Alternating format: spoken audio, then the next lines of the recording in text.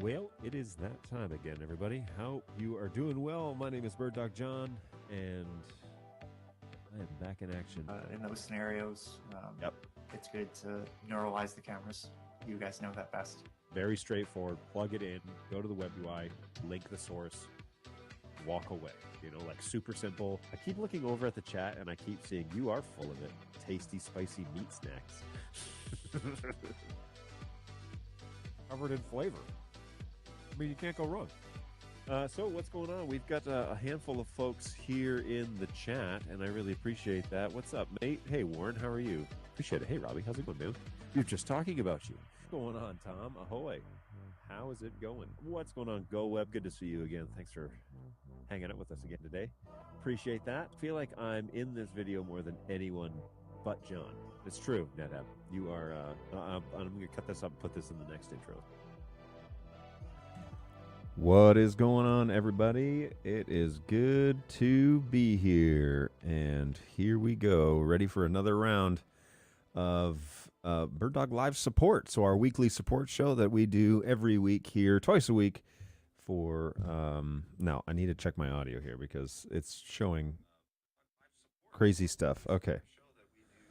All right, so it's clipping, and I'll figure that out here on. It's clipping in vMix, but it's not clipping on the actual microphone amp. Anyways, whatever. Hey, so the point of this show is we produce something live every week because we think that it's valuable to show people actually doing this in the real world and how we troubleshoot stuff and how we work on cameras and all of that sort of good gear. So I'm not a huge fan of the way this camera is angled right now. So here's real world stuff number one. Let me adjust that real quick and just give a little tiny space above I actually moved my chair before the show started. If you were with us on Tuesday, you would have seen that I have made multiple changes to the studio yet again. This happens probably like every 6 weeks or something like that, is that we overhaul something or we receive some piece of equipment or we do whatever, and we always add to the experience. And so really what it is it is it's a slow evolution of the Bird Dog Live show, but of basically like a live production. Now, full disclosure, this is a one-man band show. I run vMix on a machine. I run StreamYard on another. I'm sending it to multiple platforms. I'm controlling all the cameras. I call them as I see them fit. And I can run those on a playlist or do a bunch of things, but it's just me in the studio. My door is shut, and the guys are out in the hallway working. So that is that's the overview as to what it is that I'm up to and how I'm actually running this show. Don't want the microphone to sit right in front of my face, but anyways, what's going on? Good morning, Colin. Morning, NDI and Bird Dog enthusiasts. What's going on? Thanks for joining us over on LinkedIn. Freddie gives a friendly wave. Hello. And Amine also. Maybe I said that. I probably butchered that. I'm really sorry. But thank you, everybody checking in. Of course, Angus hanging out with us here from Edmonton, typically. He's a regular here on the show. It is lowish, but it's present. Okay, that's good. So I pulled it up on my phone today. And at full volume, that's a little uncomfortable to listen to. And so I think it's almost about right, but you will have to tell me in the comments what you think. And as the title suggests today, I do have my Ember mug. This show is mugged, but I wish it were. Ember mugs keep your coffee hot and your creamer curdled. If you don't know what an Ember mug is, just go ahead and Google that real quick. And it's basically a mug with a heating element inside of it. So it keeps the coffee going. If I forget to drink it over the course of the next hour and a half, it will still be hot at the end of the show. So depending on how much content we have to cover and how much talking I'm doing, will dictate how much coffee I have consumed. Now, I just made this pot of coffee, and so I'm pretty excited about it because it is the West Virginia coffee that Brayton brought back last weekend. And it is like maple flavored, and like I said earlier, shocker. Shocker. I'm Canadian and like like coffee with maple flavoring. So there you go. Frank says, "Hey, it just dropped out briefly," and then George White says the mic level is good, and somebody over on Facebook says, "G'day, John. What's happening, Facebook anonymous user? Let's find out if I can find out what your name actually is. Oh, it's Brent. How's it going, man? You comment on Facebook quite often, actually. So thanks for joining us over on Facebook. Appreciate that. So yeah, we're gonna do coffee today. Hopefully, it is working well. Now, I will go over a little bit more because I like ran through it on Tuesday, but I will talk a little bit more about the overhaul of the studio today and about how it is that I'm actually doing the workflow. I have essentially eliminated 2 computers out of my need, and they are going to go to another purpose, and I'm not going to use those anymore. But I've migrated over my entire office. So I had a room that was my office that I would operate out of regularly, and then I would come in here, and this room was essentially a storage room, and half of it was my studio. And so now we've emptied the storage portion of this out. I put all my stuff over in one side of the office, and I'm here on this side of the studio producing the show still. So it still looks the same relatively, but it definitely feels different in here. And I wasn't able to get everything I wanted online on Tuesday, and so today I'm running this as if I plan to run it for the rest of the show. So I am pretty excited about that, and I'll walk you through some of those changes and how things kind of look.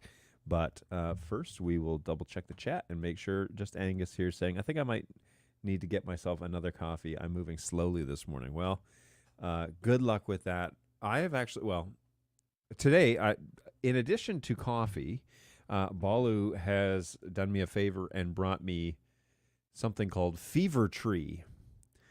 It is blood orange ginger beer, allegedly non-alcoholic. Tastes juicy and spicy, is what it says. Made with real ginger, but it's mostly an ale, is what I'm told. Manufactured in New York, New York, with produce. What? Produced in the UK. Oh, hang on. Manufactured for Fever Tree USA, but produced in the UK. Oh, okay. Contains natural flavors, no artificial sweeteners. Do not store in the direct sunlight. That's interesting. Best before end. See shoulder of bottle. The date's rubbed off. It says, yeah, the date. I can't even read the date. Oh, well. Warning, contents are under pressure. Open and handle with care. Please recycle product. It's a glass bottle. That's kind of cool. And there is a Michigan 10-cent refund. So there you go. Ingredients: carbonated water, fructose, ginger root, ginger flavoring, natural flavoring, some sort of acid, natural blood orange flavoring, natural flavors, citric acid, vegetable and fruit juices for color, natural lime flavoring, and another acid. So there you go. So we're going to give that a go. It's nice and cold right now, so I might try that in a minute. But this, it's like one of those bottles that your kids have in their play kitchen. It's like cute and small, and they're like, it's only 35 calories. It's because it's only like 6 ounces or something. Yeah, 6.8 ounces. So that's why it's 35 calories. Anyways, that is on deck for snacks on stream. There'll be a little taste test a little later on. Ooh, show and tell. I just ordered a new rack chassis. A Sligger CX3150A. All right, let's go over to the Google and just go ahead and type that in. Now, one of the changes that I made to the studio is that, where is vMix? Here we go. Is that there is a camera that you can see. My TV is now on this side, and it's a full-on 55-inch TV. I used to have a Samsung 32-inch television that was up here kind of in the windowsill area, and I've now moved that over to another computer that's running on my desk, and now I'm using this 55-inch so that my aging eyeballs can see all of this. But actually, truth be told, the real reason is because I want to be able to show you my desktop and it to be nice and big. And so that's what that is. So we're going to jump back here and just type in CX. Sorry, I want to get the want to be sure that I'm reading that correctly. So this was the CX3150A. So 3150A. And rack mount products. Ooh, look at that. That's so fancy. Nice. Oh man, this is way easier to see on this. Actually, I could just watch it here for that matter. That is a pretty big. What is that? A 2U, 3U? So, in other news, if you're familiar with the company Stream Dudes is a company that builds vMix machines essentially. And essentially, they do a fair bit more than that, but they have built us a vMix machine, which is what I'm running this show on now. So that's what vMix is running on. And they have a similar chassis to that, actually very similar, except this looks like it is a 3U and theirs is a 2U. You get the full fans in that one, Angus. It looks like you have, yeah, like the 120s. Is it the one? Are they 120? The fans in there, and the chassis that they sent me is really quiet. So shout out to Stream Dudes for that. With the exception of the CPU fan, and it keeps like whining up and down and up and down. And so I'm probably gonna replace that. But CPU fan is a little whiny. But it's probably because the CPU is under heavy load because I'm doing a lot of stuff on here. So a nice craft ginger beer is fantastic. I don't drink alcohol, and there is a wide range of entirely non-alcoholic ginger beer. They don't even remotely resemble hops malt beers, but yeah, it's true. And I agree. I will enjoy this more than I would enjoy some sort of alcoholic beer. This brand, Bundaberg from Australia, is amazing. Well, maybe I need to look that up. Their root beer is excellent too. They have a bunch of flavors I haven't even tried yet. It's a 3U. I've run an SFX power supply now. My existing chassis came with the world's loudest PSU in a non-standard form factor, triple 120s for nice, a 360 radiator in front. That's cool. I'm currently running a single 120 AIO water cooler, and it's super quiet. So water cooling has been something that I have always been fascinated with, but it seems to me to be like a conflict of interest. It seems to me like those are opposites, where we spend all of our time trying to figure out how to keep our PCs the furthest away from water as we can, and then we build like a fish tank inside of them to keep them cool. So it seems very odd to me that is like a trend.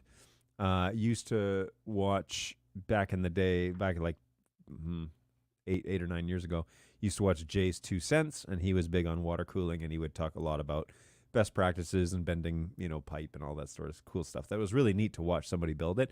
But man, if I was saving up, a couple $1,000s to build a computer, I was probably not going to then also fill it with water. I'm, from I hear it's excellent with taking the heat away and everything, but this the CPU fan is definitely loud. So I need to do something. What I do like is they make CPU fans that are water cooled, right? That are basically all in one unit. It's a closed circuit that I can get on board with, but yeah, I'm not 100% sold on building it myself, like customizing the pipes and building it myself, because I don't trust myself very much with that. But yeah, there you go. Greetings from Wisconsin. What's going on in Wisconsin? Hopefully you're doing well. I believe this is David with 2Ds, which I'm probably not saying that right. Keep in mind, this is a machine that I tour with, and it is in motion on a regular basis, and I trust the AOI coolers. I would never, ever run a custom water cooling loop. Yeah, so I mean, let's take a brief little gander at that, because that might be fun to investigate. I'll pull it up here on the screen so that we can all see. So AIO cooler. I think I have 240 mils. So maybe I'll swap it out for that. Oh no, sorry, I don't. The fans that I have are small on the front of this thing. So anyways, let's look up the cooler and I'll throw this over on the screen so we can all see it. Yoink. All right. So yeah. So if we cut over here, wowzers, that is a big boss. Good night. So yeah. So something like this, these Corsairs, or I don't need the RGBs, although that's kind of fun. But I would rather pay less and get more better cooling than pay more. But yeah, I'm a big fan. I would really like to try these closed loop things, mostly because um, I find that the fans that I have are noisy as ever. So I need to do this with my home machine. This is a great idea. I don't know why I haven't thought of this before. Hmm. The other issue is in my home office, there is a whole lot of heat in that room. So when I get doing something, especially if we're using like VR or whatever, good golly, man, it gets cooking in there fast. And then it's trying to figure out how to cool down the room without. Anyways, it's not a great room to be running a hot computer in, basically. But one thing at a time, folks. One thing at a time. I use and trust the Corsairs. I agree. RGB is a waste on a production machine. No thanks. Yeah, and I don't know what. Maybe we could look it up because if we go over here, I need to have Stream Dudes on the show because they sent us this thing and it's stinking cool. Stream Dudes, it's a dude rack. It's the dude rack. This thing right here. I'd love to see more specs. It's this one here. 2U. View more.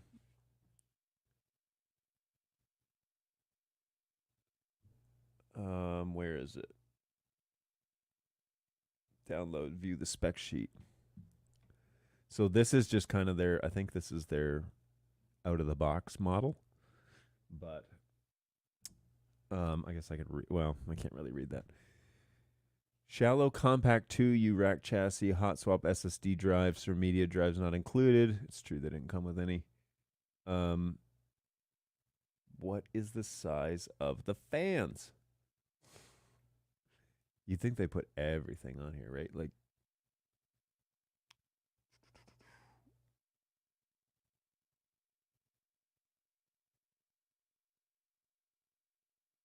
guess not. Well, that's a bummer. Well, I'll figure it out because I definitely want to find out. So,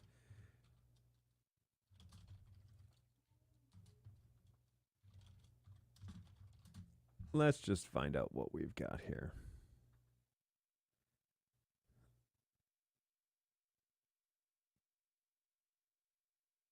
2U fan sizes are 80 mils.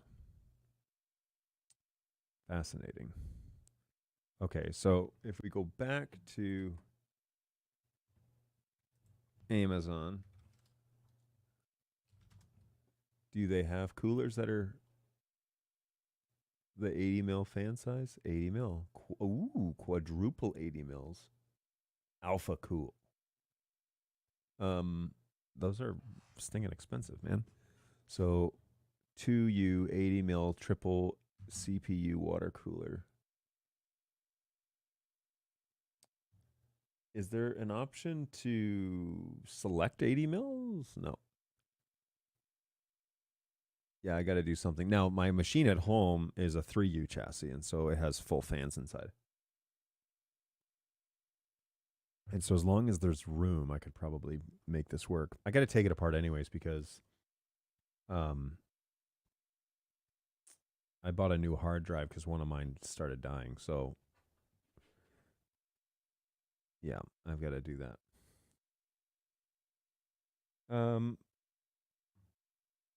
So we've got one.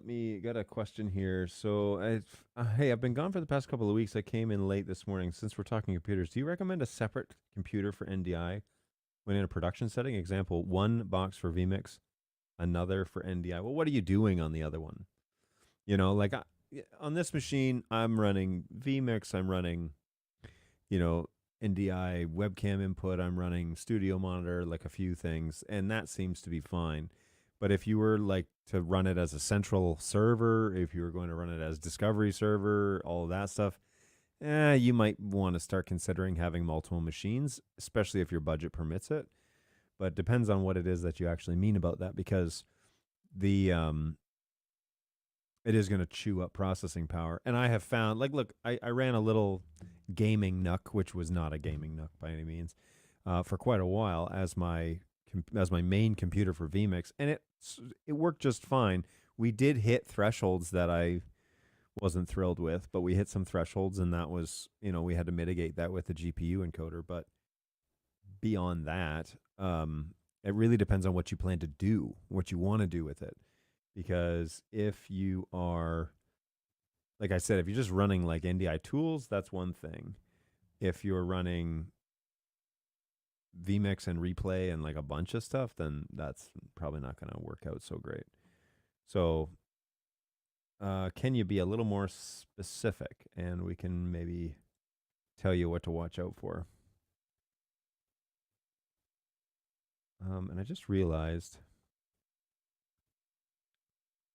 that, so I have a sound effect channel. This one, channel 16, and it was currently off. I think I did it yesterday. So because I hit this when the show started, and it didn't go, and so I'm not too sure what happened there. Other than now, I know what happened there because I had turned it off yesterday for a meeting. Actually, I turned it off yesterday. Well, it was on, and Homer Simpson was talking by accident because the stream deck fell and it pushed a button. Anyway, so that's my story. That's what I'm going with. All right, let me go back to the chat and just see what's going on. Bird Dog Software, Multiviewer, NDI tools, and comms. Yes, I would then definitely recommend a different machine to run those softwares. To be full transparent here, the softwares that Bird Dog designs are not load tested with other programs running parallel. So if you're planning on running Bird Dog Multiviewer, if you're planning on running comms, you need to know they're not tested with running a bunch of other stuff simultaneously. Okay, it's assumed that the software is the software that's running on the computer for that purpose. So it doesn't mean you have to have a computer for every single program. Just know that is how it's QA'd. That's how we check it. So if you are experiencing issues, it could be because you're running multiple things. But if you're running vMix, which is quite a heavy lifting program, like it does a lot, I would definitely put a second machine on to do the other NDI-based softwares, like especially Multiviewer, because Multiviewer is great. I'm running it right now on a separate computer. However, I'm running Multiviewer on a machine that is only running Multiviewer on a monitor full screen. It's not sending it out NDI. Not to say that it won't do it. I just don't need it. So I'm showing a Multiviewer full screen, not NDI, just full screen out of Multiviewer. And I can show you how to do that if you wanted to see. But basically full screen so that we could, so I can just see Multiviewer. This is a part of that new studio setup that I'm talking about because I've made some changes. You can see the TV behind me. Made some changes, and that's the way that's kind of like mapped out to work. I really like this workflow better. The thing I can't figure out is this boom stand. How I want to position the microphone, because this shot looks fine, but this is the one where it's like if I move it away from my mouth and then I point it at my mouth, you see like all microphone, right? Because it's a pretty long mic. But if I put it in front of my mouth, then you can't really even see me talking. You don't see much microphone, but it's kind of like it blocks me presenting. So I think, I don't know. I think I'll take your word on it, but go ahead and let me know in the comments what you think I should do with the microphone.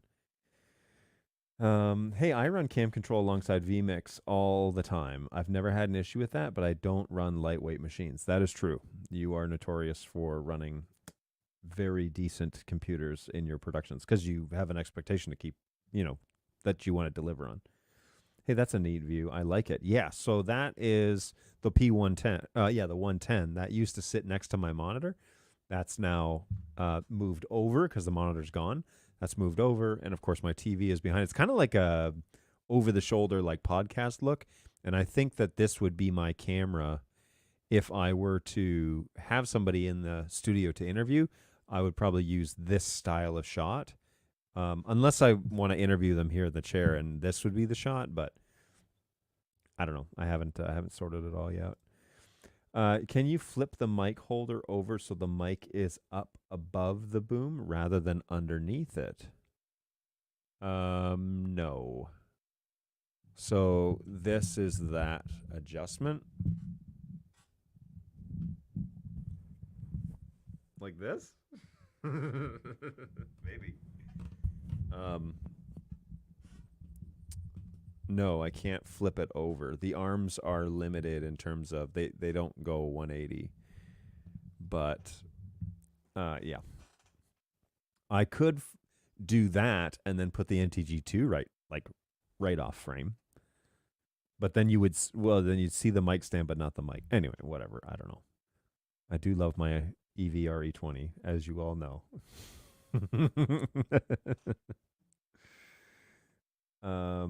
Hey, good morning. What's going on? I'm Tesh. Welcome back. Morning, John. Was hoping to have my 4350 delivered, but by now, but alas, no. They're supposed to get to the distributor tomorrow. Fingers crossed. Absolutely, we're all pulling for you on this one because I want to see the 4350 personally. I would love to put it in this rack and get her going, but that's not high on the expense list right now for me. So you'll have to tell me more about that when you get a chance to experience that firsthand. I'm looking forward to hearing from you about that, by the way. When I'm looking at the CPU usage of the Play or the P200, it will say CPU usage 87%. Is this the CPU of the device or the computer that I'm using? I've tried to play, for example, on 2 different computers and it shows CPU load 87. That is the CPU load of the BirdDog device. That's not reading back your computer. It's reading back the CPU load of the actual device itself. And that sounds like you're running maybe like firmware 14, maybe 18 on Play. So we've done a fair bit of work to lower that CPU usage. And I think we should hear more about that soon. Fingers crossed about bringing that. Well, I don't know. Whatever the solution is, but I think that that is the CPU usage of the BirdDog device. So inside each of the devices, there's essentially a CPU, and that's the processing unit, and it's telling you how much it's using. That would look a little wonky. I run a Rode NT USB mic as my online meeting mic on a Rode arm. My camera framing is tight enough that I can keep the mic just out of the shot. Yeah, I mean, I could move the stand to that side of the desk and then have it basically come over and point like right, at me. But then I wouldn't get to use my RE20, and I genuinely love my RE20, so it's a good one. What is hanging from the big TV on your left? It's some box. Yes. So that is good question. That is I did not mean to fade that. That's a PoE splitter. So it's actually the way that I have been running some BirdDog Play devices. So it's a PoE splitter. It's made by TP-Link, which their splitters seem to operate all right, and there is a variable voltage on it, which is super nice because we have found out post-launch of the Play that a lot of TVs are only 1 volt, and that's actually not enough to run a Play properly. And so we need 1.4 or better. 2.4 would be more desirable.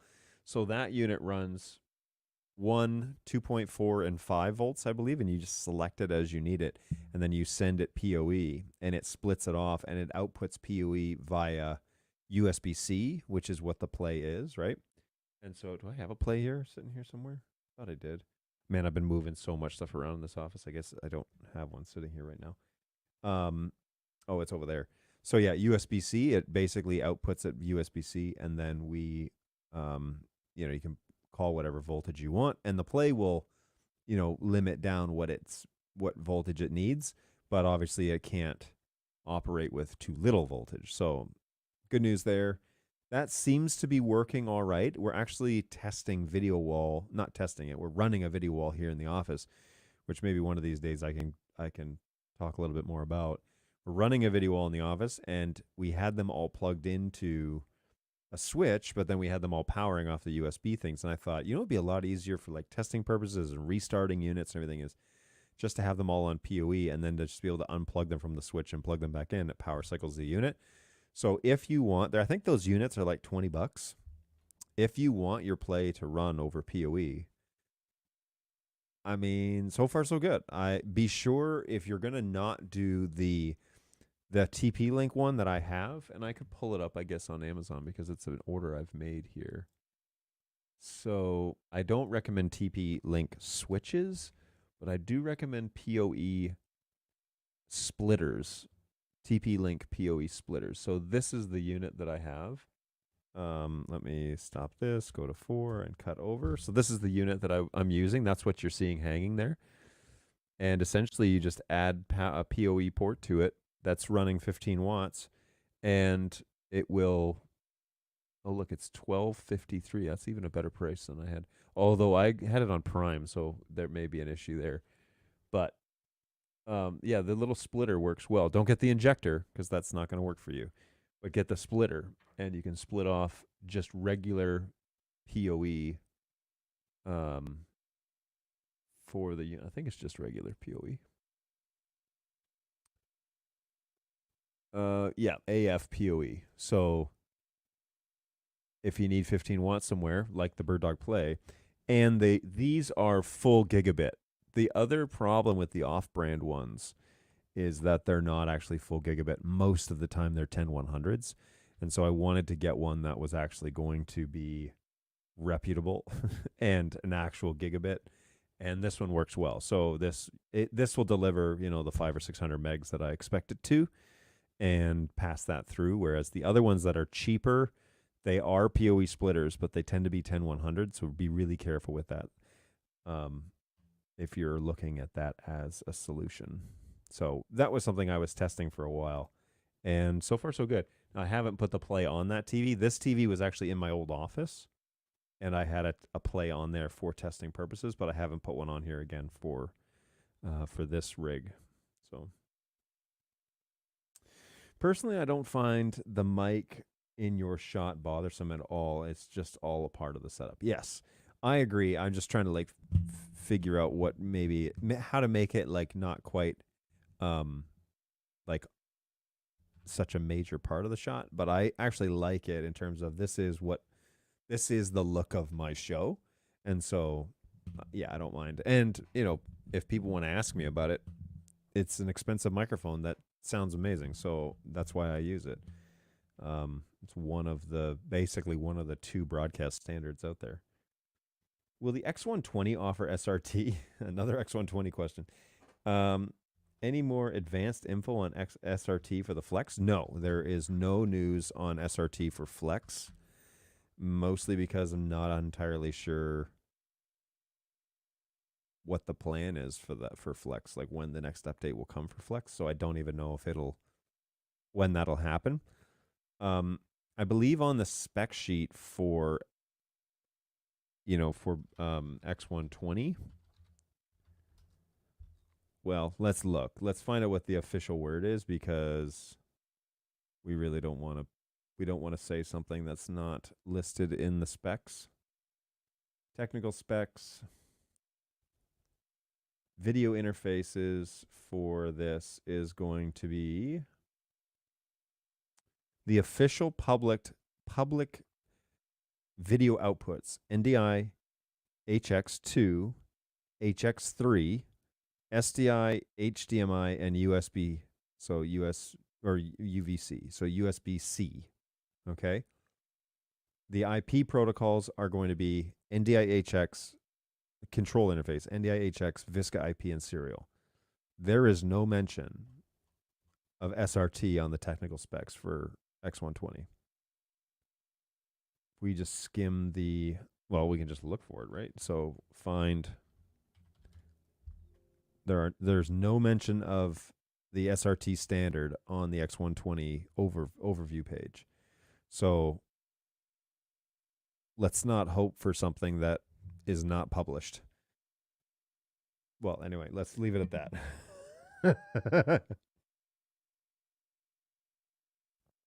There's no mention of it. So there may be a day where it gets added, but if it's not on the official launch site, then don't plan on it for day one, that's for sure. But currently it looks like that is not the plan. Now, the X120 has a different engine than like the 100s or the, even the P110 120s. It's a similar frame size, but it's a different brain. And so I don't even know what sort of capabilities we won't know until we get one, really. What sort of capabilities in terms of processing power it's going to be able to perform with, because it is a lighter weight. The point of it being less expensive is because it's a lighter weight camera. It's not as sophisticated as the P series. So now it does do Wi-Fi, which seems to be kind of a sophisticated process, but it does Wi-Fi with HX, and it doesn't have full NDI on board, right? You notice that in the tech specs. It's just HX2, HX3 that's listed. So watch out. Be sure that you're careful if you're planning out your installation. Don't expect the full NDI protocol out of that camera, because it's not going to come with it. I was told by pre-sales that the X120 USB port will be software updated to become audio incapable. Audio incapable. You heard anything about that? No, I have not heard about audio in, because the USB-C port, I believe, currently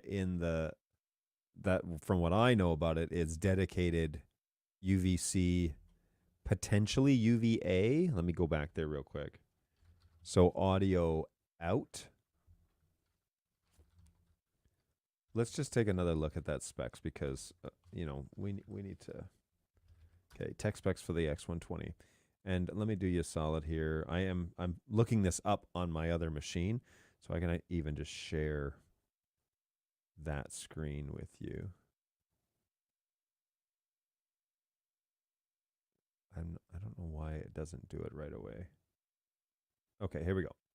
So X120 is here. Camera, mechanical functions, video format. So UAC is audio. So UVC is video, UAC is audio. If we go down to mechanical, what do we have here on board? Nothing there talking about audio, and nothing here talking about audio. So let's go ahead and take a look at the physical camera.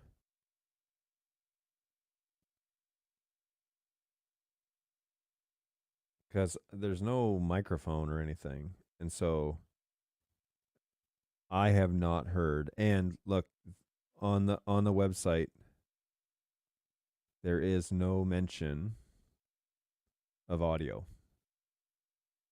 USB-C for connecting directly to Teams. UVC input connections. Here's that back port. I mean, there's nothing on here other than the USB-C. Color matrix, Calvin control, shading options, naming system, tally, lens cap, flexible power. This function allows for muting of the NDI stream on the network to lower bandwidth congestion and disable access to the camera's output. Perfect for meeting spaces, public spaces, classrooms, and anytime some privacy is needed. I don't think I understand that piece, but anyways.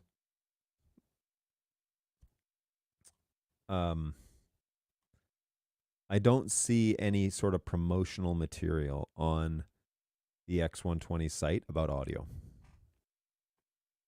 about integrating audio into this camera. And there's no microphone. So I think that's safe to say, according to the promotional materials, I think it would be safe to assume that it's not there.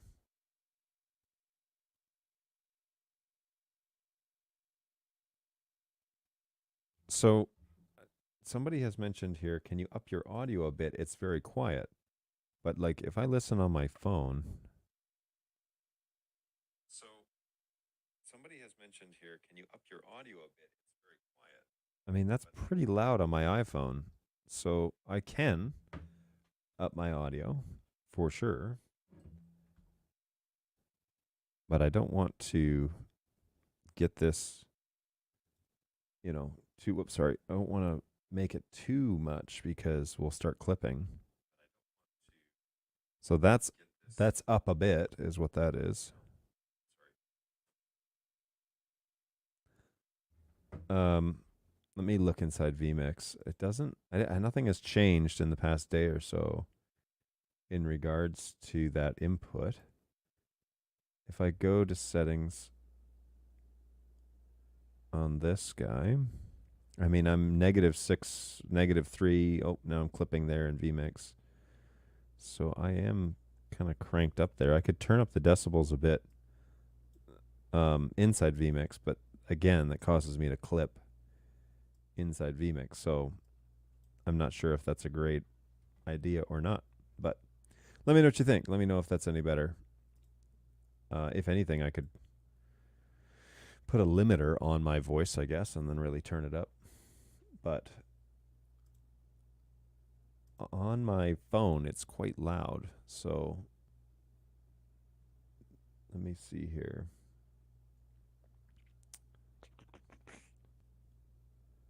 All right, so waiting for my pre-order with anticipation here in the UK. I'm hoping pre-sales were not mistaken. There was never a mention on the site, hence the question to pre-sales before I placed an order. I don't know. There would need to be a dongle, which I have not seen any sort of diagram for that it comes with it, but maybe I'll be surprised. I have not heard of that being an option. Now, I definitely could be wrong, and Phil might be able to tell me different, but yeah, I don't know if there to be an audio function on this camera. It does talk about NDI mute, which why would it talk about mute if there wasn't an audio function, right? But that's why. But yeah, there's no audio jack or anything like that. So I can reach out to my guys over on Teams, see what pre-sales has been told. Whoa, it is now pouring rain outside. Let me check with pre-sales and see, because I haven't heard anything of that. And typically, well, the fans just kicked on the stream, dudes. Pre-sales, let's see.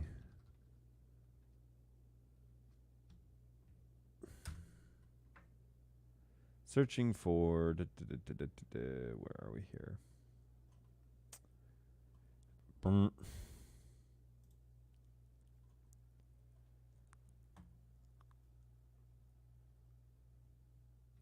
see.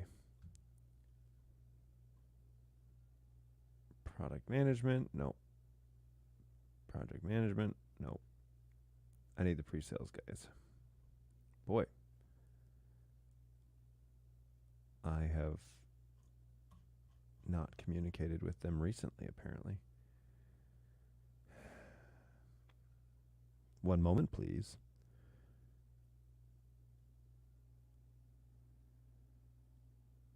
Here we go.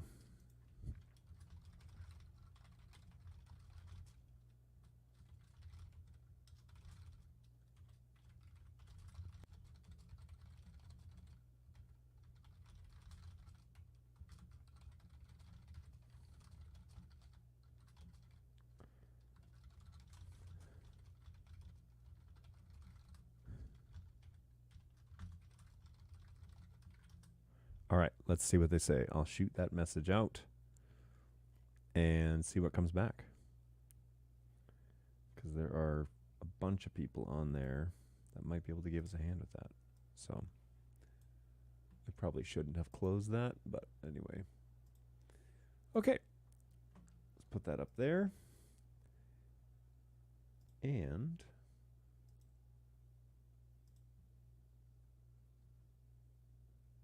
yoink. I'm sure that this has been asked before, but I have a house of worship considering X120 versus the P240s. Do they really need full NDI? That's a question for the church. I mean, what are they going to use it for? Are they going to use X120s for IMAG? Because then they need full NDI. They need lowest latency possible. But like the 240 has in the lens world has a nicer lens than the X120 will. Like it'll handle colors a lot better. Now, it'll be a broadcast lens, so it's going to need proper lighting, right?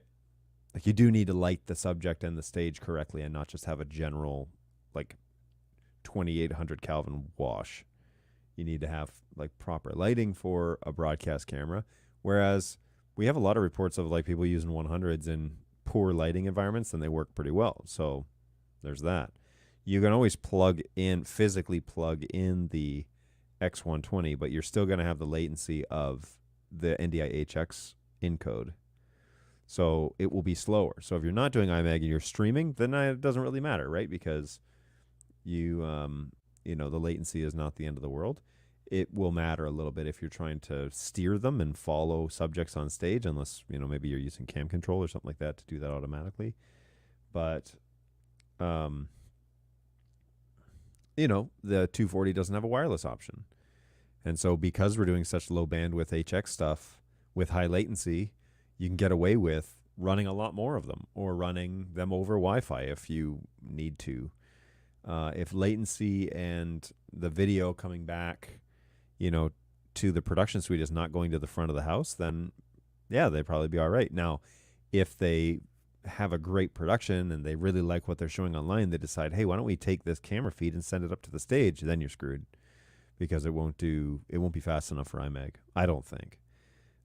Granted, this is coming from a guy who hasn't seen the X120. Matter of fact, nobody has seen the X120 yet. And other than, I think there's like 2 or 3 with the sales guys and their pre-production models.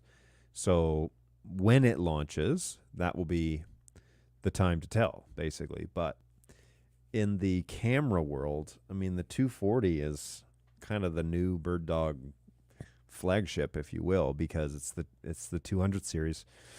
It took over for the 200, now it's the 240. It's basically the next generation of that. But there you go. I think there's lots of questions there. What are they using it for? Are they just fly on the walling the service and piping that out to the YouTube? Then like latency is not really a problem. You'll have to line up the audio, but the latency is not really the issue. You're gonna have to line up the audio anyways. But if you are planning on expanding this and showing these cameras up on screens in the front of the house, then latency is going to be too long, and you're going to need something faster than that. And the 240 would be the next in line to that conversation. Now, I'm very excited for the control app to update to tap to position like Canon PTZ control does. I was told that this was on the roadmap for sure. Geez, there's a lot of I was tolds in this thing. The church will fly on the wallet for streaming only. Yeah, I mean, then you'd probably be fine as long as they don't fall in love with it and they want to throw it up on screens. Then, latency is not as important if you're sending it out for a live stream. It's okay to have it delayed by 20, 30, 40 a minute. It doesn't matter because people are not participating technically in real time at home unless you're doing like live, scan the QR code and fill out this live data that we're going to show on screen in 30 seconds, like that sort of presentation. But in short, for the most part, for what most churches are doing, yeah, X120 would be sufficient in that regard. I'll have to look at the roadmap for that comment because, again, I don't know. I have not been shared that that was on the roadmap for cam control, although it very well could be. Why will you not go? I wonder. Okay, here we go. So let me log in and take a quick look at the behind the scenes information and see if we can't find out something for cam control. Now, I haven't looked at the cam control project in quite a while. So cam control, there it is.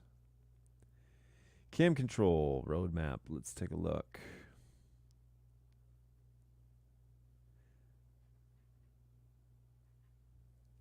So you are asking for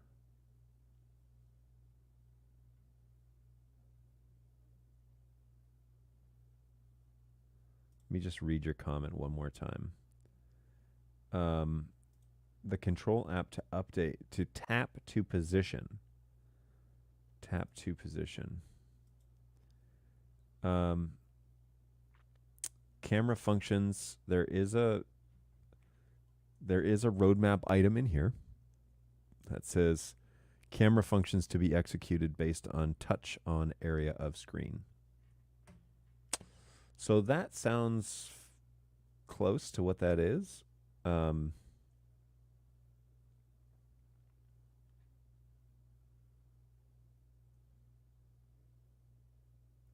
Wow, there's a lot of stuff in here that's pie in the sky. Now, I will tell you that that roadmap item has not been assigned to the roadmap. So it is in here as a function that is desired, but it has not been assigned to the team to execute. So I believe it was Dan that told me, and it was Dan who submitted that item. So, but it hasn't been assigned to anybody. So don't get your hopes up too soon. It is currently in the queue to be basically if it can be actuated. So they're going to have to figure out if that can actually be done.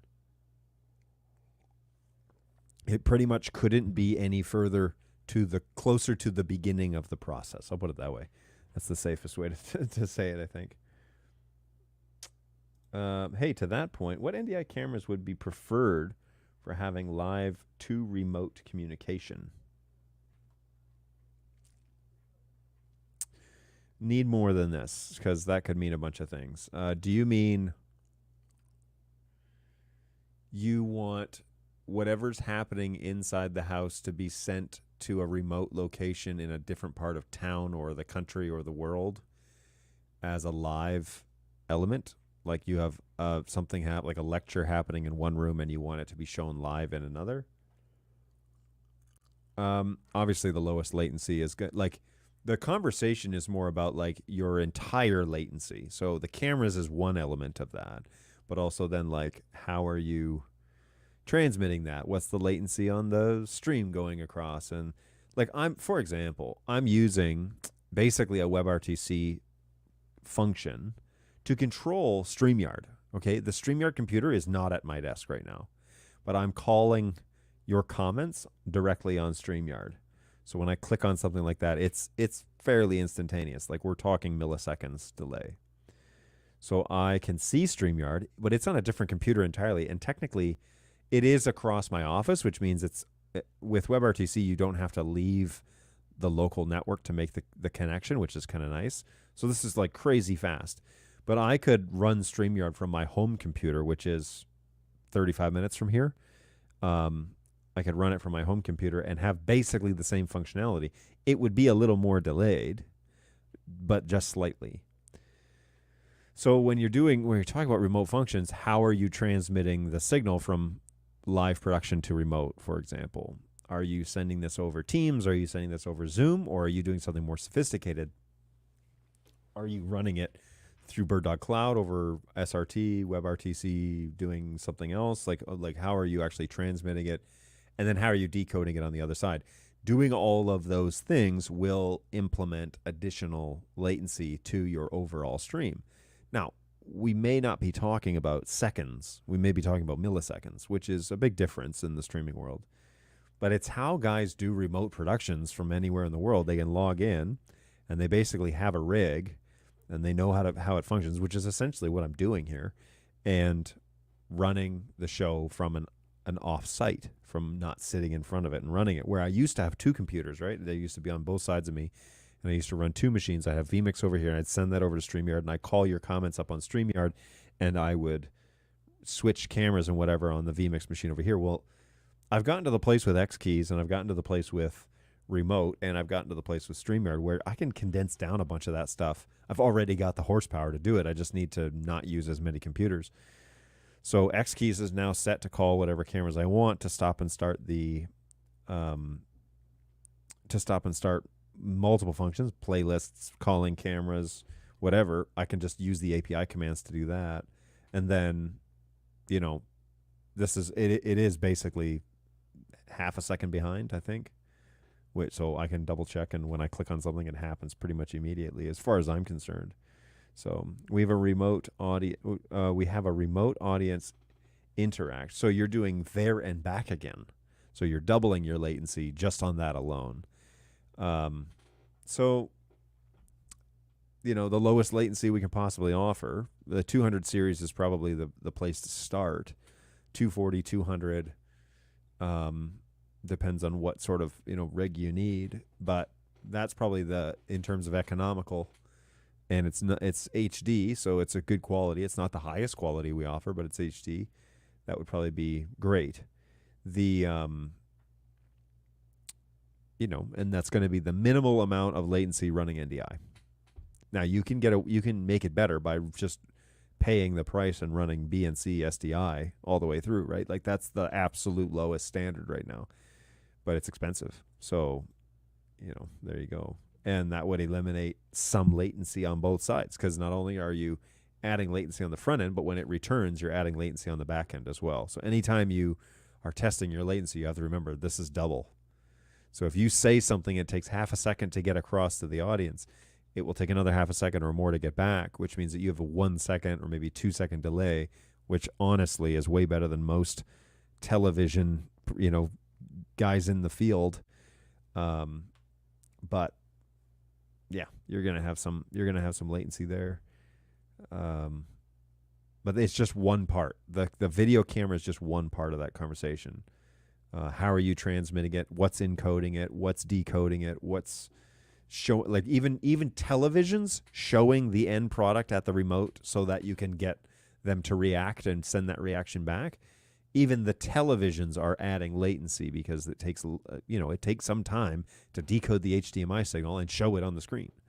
So that all gets added over and over and over. It's a good way to think about it though, because then you're not surprised by having latency along the string. On the TP-Link splitter, what cable are you using to go from barrel to USB-C? So I actually ordered a custom one. So I can bring that up again for you if you'd like. So let's switch over here and the cable I ordered. Let me just pull up my orders before USB-C. I've ordered a few things that are USB-C until now. It was this guy.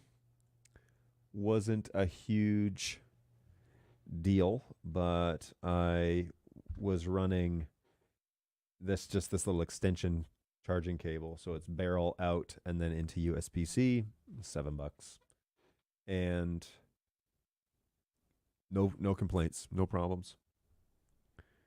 Which I could show it to you guys. I mean, we could talk about that on Tuesday if you want, how that all works. But works really well and seems to function as I require it to. And like I said, I liked it so much that I bought 4 more and put them up behind a video wall. And now we can just power cycle physically on the switch or set a schedule on the 4250 and just have it power cycle that way. Doing it digitally. Oh, and by the way, don't forget, you can now power cycle via Companion, BitFocus. You can power cycle toggle power on the 4250 line using Companion, which is so stinking cool. So if you need to power cycle something, you program a button to power cycle it. And I have a video on how to do it on Bird Dog John birddogjohn.tv. So don't forget to like and subscribe over at birddogjohn.tv. That's my YouTube page. I have a video on there that says Netgear and Companion, and then it's called like Power Configurations. Check that video out if you want a quick little tutorial on how to set that inside Companion, and it's stinking cool. I test it live on that clip, and it works. So, yeah, good stuff there. Good stuff. But yes, that is the little cable I'm using. Currently using a TriCaster to send out broadcasts from also to Zoom so that these viewers can interact in real time. Yep. That is a pretty well. It's a very consumer safe version rendition of how to do that. Mostly because like a lot of people know how to use Zoom, right? Log into the room, then you can see the show, and we can see you. That's fine. That's a good way to do it. A more sophisticated way would be to run it over Bird Dog Cloud, and you could send it across. You basically send the signals up and then route the signals the way that you want them to go. You can send them basically directly across, lower latency with SRT, and then decode them on the other side, and then send a return feed back with the Bird Dog camera. And it would be a similar experience, but you'd have a full screen. It wouldn't be Zoom. You could marry the audio in however you'd like to do that for how the room interacts, and do it that way. Unless you need it to be like multiple people in multiple remotes, then Zoom kind of does that a little bit more natively. But SRT, you would have a higher quality in terms of video, and you'd be able to use NDI cameras and all that sort of good stuff for that. That's a part of that whole ecosystem. So the guy who really likes to talk about that is Bird Dog Jake. Oh, you're welcome, Angus. Anytime. Have you tried the new Stream Deck app yet? Been great for virtually full control of vMix and a M1 iMac. Oh, anytime, Wakefield. Anytime. Please continue to ask your questions. I have not tried the Stream Deck app that you're referring to. I just downloaded. What version of the app do you have? Because I just downloaded one. And how do I find out the version of this thing? Ew, I don't like this. Is there an about section? Yes, there is. Quit store, preferences, yada, yada, yada. Configure Stream Deck. I have software version 6.3.0.18948. If I check for updates, it says you are up to date on the latest version. So unless there's a new app out that I'm not aware of, that is what I'm running. Now, I'm running it on a PC. I'm not running it on an M1 Mac. So maybe there's a new Mac version. But I think I'm running the latest. I think. Okay, let's jump over to Snacks on Stream for a minute. John's just making up stuff to start drama. Look, I don't know. Look at him. Wish me luck, folks. It's my first Vegemite experience.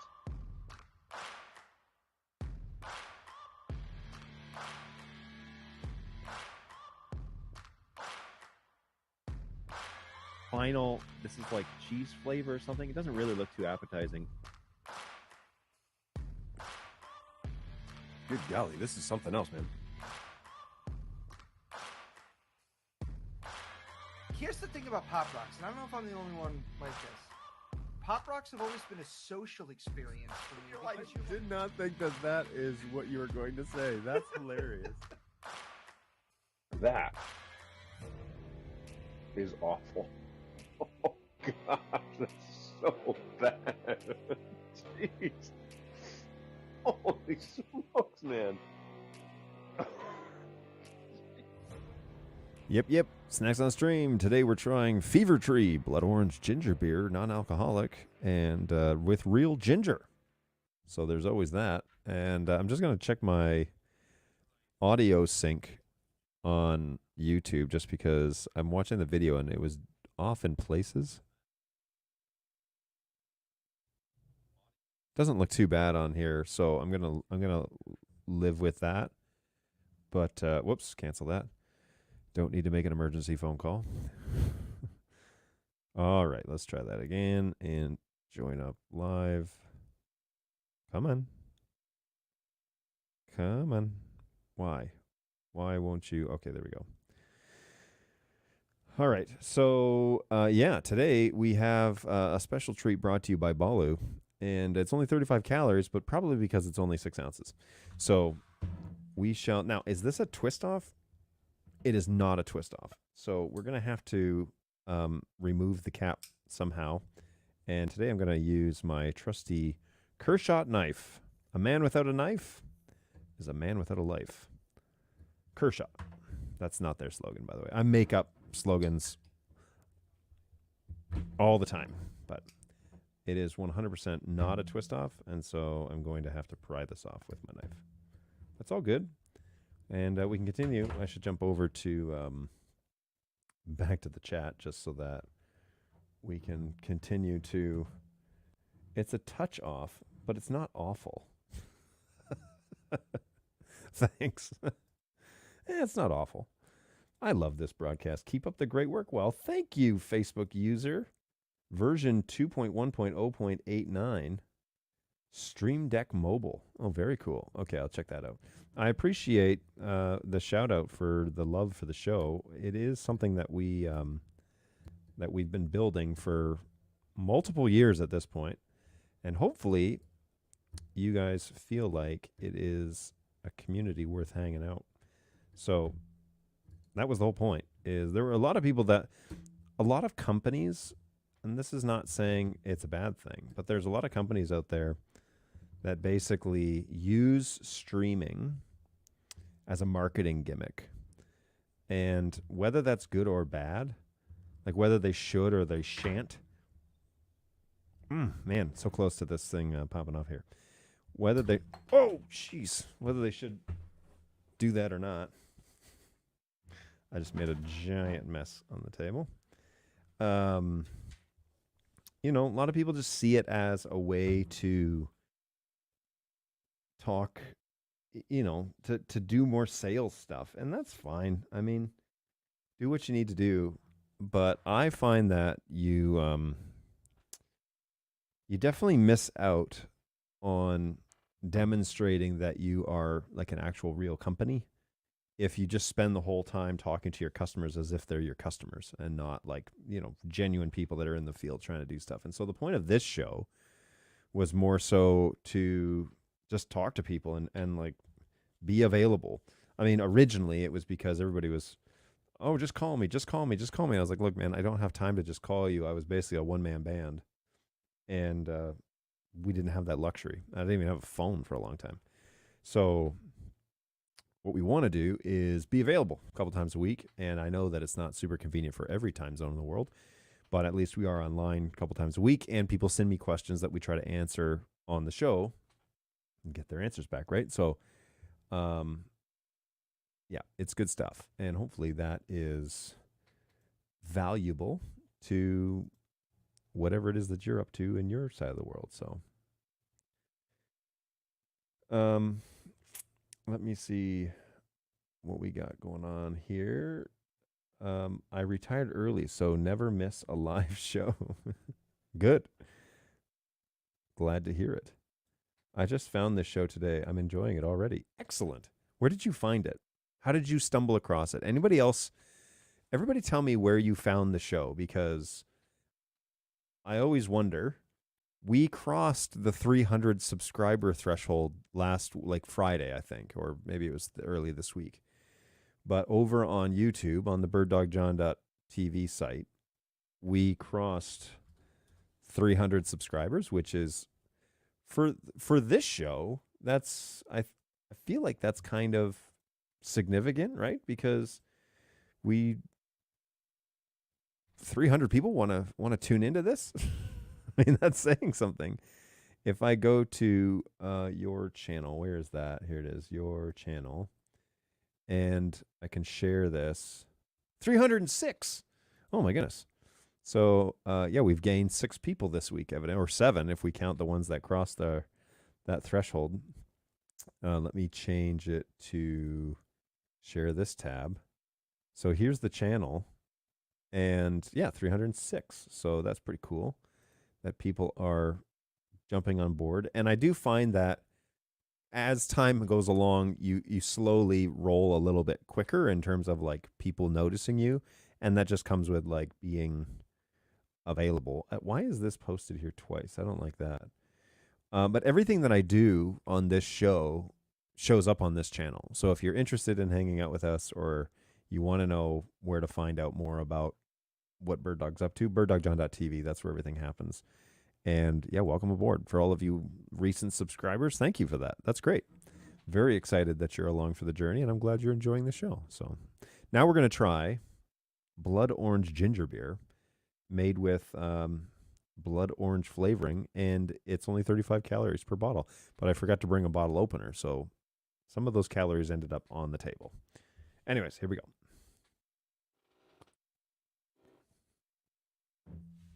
Oh. Okay. That is whew. There's some ginger in that one. Wowzers. It fizzed a lot more than I thought it was. I thought it looked more like juice, like it's not really fizzing, but when I took a drink, the whole thing filled up with bubbles. So, wow, and it is scraping the bacteria off of the back of my throat. That is for sure. Good night. Oh. Wow. Good night. Yeah, that's something else, man. I don't dislike it. I just was not expecting that at all. Oh, that was a quite a potent. Whew. And it's like it's right in the back of my throat. So when I swallow, there's like basically raw ginger hanging out at the back of my throat. So good night. It's kind of cool that P240 Bird Dog, that on the Amazon website, I could just put like this, and then this screen. Oh, that's a cute little way to promote it. There you go. I didn't realize I should get like a slideshow that shows up there when I'm not using it to show like Bird Dog products. That's a good idea, right? And that would be using my noodle. That's for sure. Whew. Yeah, that ginger beer. I'm gonna have to take a breather. That was a doozy. All right. That would be the quote, contents under pressure. Yes, it's true. This popped up on my YouTube recommendations. Really? Interesting. An algorithm that worked. I did not expect that. That's for sure. The YouTube sidebar offerings with the live icon on it while I was watching the NDI keynote. Okay, cool. And I just subbed. Thank you. And that's very generous. Always appreciated. It would give a little shout out sometimes when that happens. Thank you for subbing along. That's always fun. I'll cut back to this main camera. Hey, you don't have the heat map up and showing your QR code. No, it's true. I got into it here and definitely did not start that. So should I? What time is it? Oh, it's like we're almost done here. So let's go over to heat map. I can fire that up. 1 second. This and this, and we gotta delete the other day's entries. So let's do that. And we're gonna show the chart, and we're going to clear responses. Okay. All right. We are accepting responses now. And here is what that was all about. So if you scan this QR code, it should be live now. I have a little heat map that shows. I do? Yeah, I have a little heat map that shows where everybody is. So if you want to, let's turn this off and cut over here. This is the heat map. And if you scan the QR code, it's going to say what country are you in and what city are you closest to. And Angus is always first to the fight in Edmonton. And so, but yeah, your little pin should show up here, and it only should take like 10 seconds max if you're watching on YouTube. So yeah, it should be live feedback. But I'd love to find out where you guys are hanging out from. We've had like fluctuating numbers through the show, but we've been flirting close to 20, and I don't have anything planned. Like I didn't really have a topic for today. I want to just drink coffee and talk NDI, and we've had a steady flow of people watching the show. So thanks everybody. That's always fun, and you guys have been super positive about the show too. So that's always nice. It's crazy to me that people are stumbling upon the show, but great. I mean, I'm glad that it's working. So that's cool stuff. There's MTash saying, hey, you don't have that heat map up. So there it is. There is the heat map for today's show. And yeah, your little dots will appear. Look at that. Look at you all showing up, all 5 of you. Thank you. It's good stuff. Hey, I found the show through the Bird Dog user group on Facebook. I think those of us that want to hone our skills find it very, very valuable. Thank you, Facebook user. That's very kind. That's a kind thing to say. Ginger beer tends not to be subtle. I like unsubtle. That is for sure. And today's drink, again, brought to you by our friend Balu, who said, I don't know if you want to try this today or not, but there's this. And I was like, sure, why not? So I've got my coffee in case things went awry. There is coffee through Ember Mug and now Fever Tree Blood Orange Ginger Beer. There you go. And for a 35-calorie sacrifice, it's pretty good. Hey, somebody has checked in what looks like Melbourne. No, close to Melbourne. Sydney, sorry. Oh, sorry. I don't know. Do Sydney people get upset if you mistaken their city for Melbourne and vice versa? I know Melbourne gets upset. I actually have family that live in Queensland. I can't remember the exact city they're in, but she's way up on the west coast. And it's very out of the way. So I haven't even been able to go visit. But yeah, it's a beautiful part of the country, evidently. I've been told. My Australian coworkers say, oh, they live in a beautiful part of the world. So cool stuff. I discovered Bird Dog from the X120 announcement. I found the Facebook group, and then I found this broadcast. Well, then I guess it's working because something's working. I'm glad that the road has led you to our little support community. Welcome aboard. Always a pleasure to have new faces and friendly comments in the chat. Always nice to have you along. So even from the UK, what's going on, live streams? Thanks for stopping by. Appreciate that. I guess that you are are you the one over here in Ulverston? Is that how you say that? Is that your dot on the map? Please share this heat map with us. Who is this? Who is this? Let's find out who is asking for this information because I actually did this really easily. This is through Google Sheets, believe it or not. So what I did, here's what I did. I made a Google form, right? And this is the response to that Google form. And so what I did is I just output this. I say view in Sheets, and it spits out this form response, okay?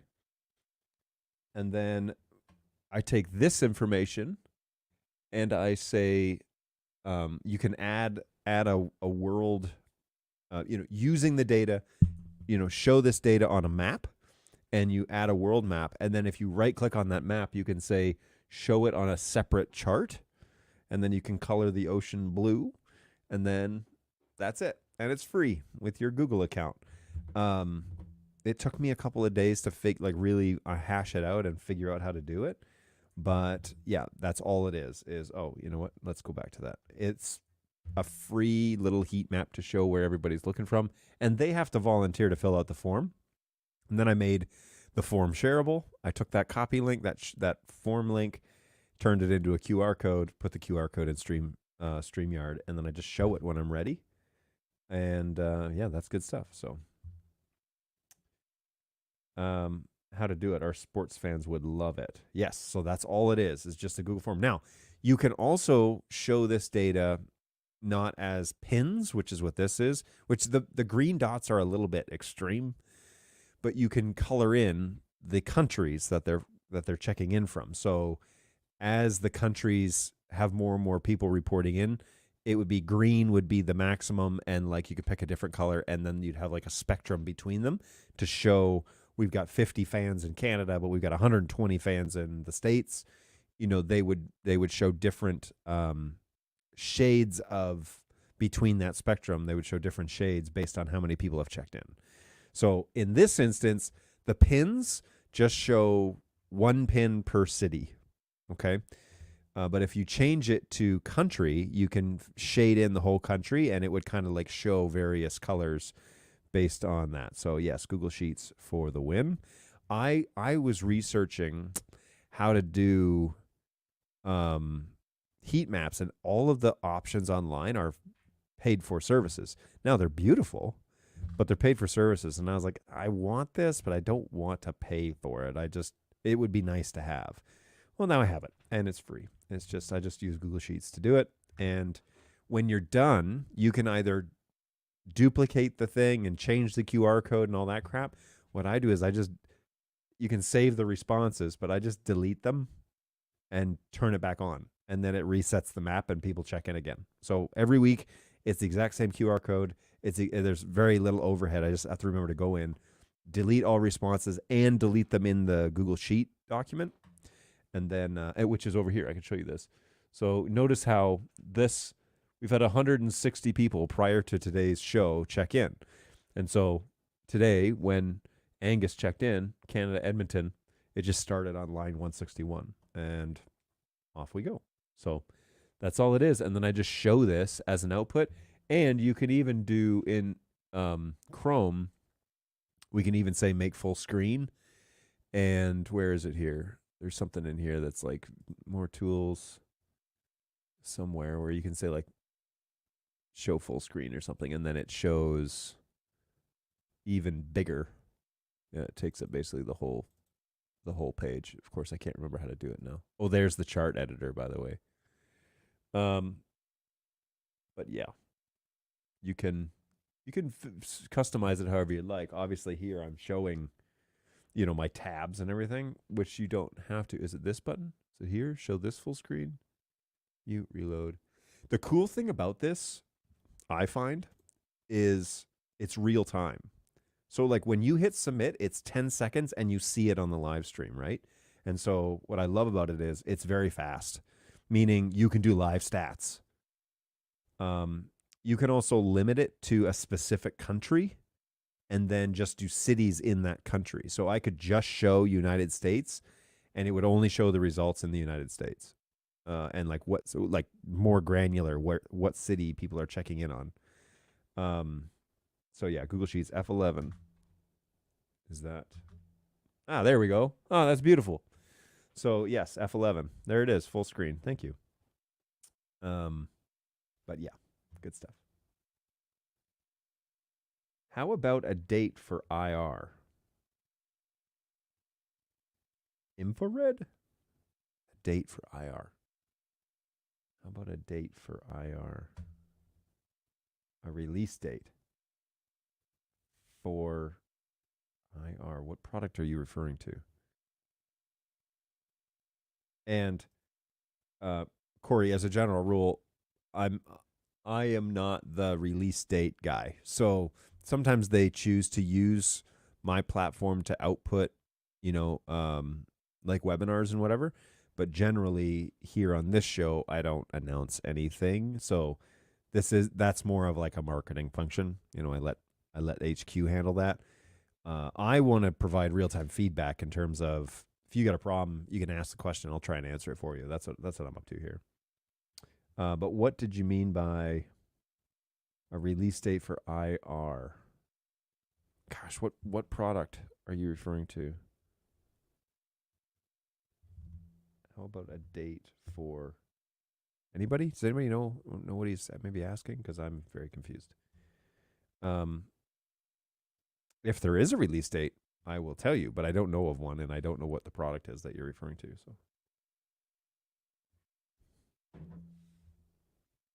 So, I don't dislike this at all. I think this is very good. It is very steep on the ginger, that's for sure. So, okay, well, I promised that I would talk a little bit more about the studio setup and the changes that have happened here. And so let's do that real quick. And I will jump over to my main camera. I don't like the positioning of this camera. When I sit up in the chair, it's good. But then, like, as I get comfortable, I slouch. And I don't like that at all. So if we were to pull up vMix, let me walk you through some of the changes that I made to the studio. Now, those of you who have been playing along long enough, oh, what happened here? Wait. Oh. I hit F11 and it made my remote thing full screen. Okay, here we go. Jeez. My bad. All right, first day with a computer, folks. So I'm going to drive the P110, which is this camera here, and just kind of give you a brief little overview as to what's going on, because some things have changed. The first thing is I have this big giant display screen now, which I'm using mostly for testing, but I have this giant display hanging out here. And that is now my second monitor on that new Stream Dudes machine. But I am going to drive here for a little bit and just show you else what's going on. So I used to have a computer here, a monitor with a like little NUC computer that was hanging out. Gone, right? Don't need it anymore for, you know, this function of this. And this is that Eagle Eyes light that I have. I also have that fill light that's on the other side of that. And I need to somehow figure out how to get that. Actually, I just need another Eagle Eyes light. I'm kind of tired of these box lights that we've got. But that's what that is. And then that is actually a Mac Studio running that. Oh, there's the Telscript NDI teleprompter. So I can maybe look here. You can see that's basically my face. My main camera, my P200 camera, this one, is shown on that teleprompter that you can see there. And that way I basically just talk to myself during the show when I'm explaining things, but that's how I keep myself in frame. Beyond that, I have my other 3 cameras that I'm using, including this 110. But I have those 3 cameras that are hanging out there, and that is running on a Mac Studio on a third monitor. And I've just turned on multi-viewer and then made it full screen. And so I've got the time. I've got my overhead camera. On the bottom is the P4K, which is this guy, right? And then I've got this P110 that you're looking at there. And then I've got that's my work computer when I'm not on the show. And then this is that little NUC computer that is running StreamYard. And so it is showing you comments and everything like that. I'm controlling that, which you can now watch me do. I'm controlling that here via Chrome Remote. And so I can just remote right into that and pull up these helpful tips that people are showing me in real time. But the computer that's running StreamYard is now on the other side of the office. And that is that Samsung monitor that used to be my secondary monitor that was sitting here by my computer. That is now that one. So those are the major changes in terms of workflow. Those are the things that are running differently. And then there is also now the main infrastructure piece that has changed a lot of this because it's a rack-mounted Stream Dudes computer. That I don't know if I'm going to be able to, if you're going to be able to see this, but underneath this box there is a rack mount, a big giant and the teleprompter sitting on top of it. That is a huge network rack that we actually had at NAB 2022, and it is housing two 4250s. It's housing a Stream Dudes computer. That's a 2U computer. It's housing a fiber patch panel, an Ethernet patch panel. It houses a eGPU. It houses a Echo Sonnet box, and it houses external hard drives, and it's got a power strip, like a power distribution box. So that is where all of that stuff is being kept. and it's all basically in one place. And now that's the whole network infrastructure inside the studio, but also inside of, how a lot of things are processing here in the office. So that is all of that stuff. Why did you say that for iMac, not for PC? Why did I say what? Sorry, I missed it. Why did I say that for iMac? So the multiviewer, is that what you're referring to? I'm running the multiviewer on a Mac. There is Mac software for multiviewer. It runs natively on Mac. And then, so I've got 3 monitors on that Mac Studio, and multiviewer is running on that Mac. And then I'm running that full screen. Is that what you meant, Corey? But yeah, there's a Mac version of that software, and it works great. It works really well. I don't use that computer, obviously, to do anything else during the show, so it's helpful to have that hanging out there. Jeremy Kloosterman, what is going on? Welcome back. It has been a while, my friend, at least a month. I hope that you have come to the show with the proper equipment, as this is kind of a requirement for you. Hopefully you've enjoyed some hot coffee today. Today, my coffee is from West Virginia, evidently, and it is maple flavored, and it's quite good. Quite good. Indeed. Excellent. You do not disappoint. Yeah, so pretty fun. The setup has changed, but I feel like it's lighter, it's cleaner. Like it works a lot better for what I'm trying to do, and that's great. I think it's working a lot better for me. I especially like having more desk space because I feel like it frees me up to do more demos.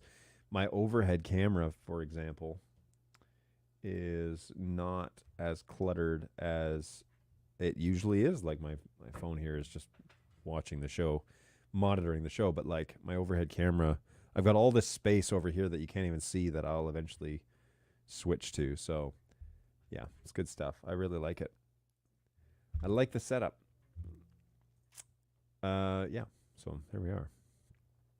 And doing the remote into the into the actual StreamYard machine is not as cumbersome as I thought it was going to be. It works really well. Mine has been exhausted already. Oh my goodness. You have already been off of the charger for more than an hour?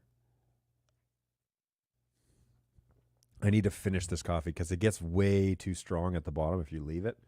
And yeah, maple coffee. Agreed. It was really good. I see you all have been talking ginger beers. I may need to scrub back. Yes. Today was Fever Tree, the blood orange ginger beer with including Italian blood oranges flavoring. So it's quite strong on the ginger. It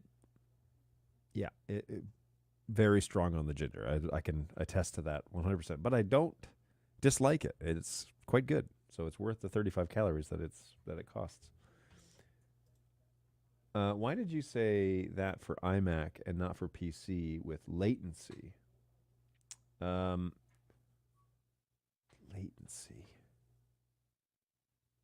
Now I can't remember why I said that. I don't know why. Yeah, you'll have to jog my memory here as to what it was that we were talking about between these two, because it has left my vision, or has left my memory as to what it was that we were going through. iMac and not for PC. Why did you say that for iMac? Not for PC? Latency. The full NDI question. So when we were talking about the differences between full NDI and HX, is that what you're talking about? Oh gosh, yeah. Sorry, I'm drawing a blank. The best ginger beer is Ginger People? Is that actually a brand? The full NDI question. Yes, the church. You mentioned iMac. So I think that was a part of the question when he asked it, that they were going or maybe I misread it here. I'm sure this has been asked before, but I have a house of worship considering X120 versus the 240. Do they really need full NDI? Very excited to see the control. The church is not iMac, iMag is what I said. I see what you mean. Yes, iMag is what I said. iMag is showing live video. It's lots of things, but it's showing live video on screens.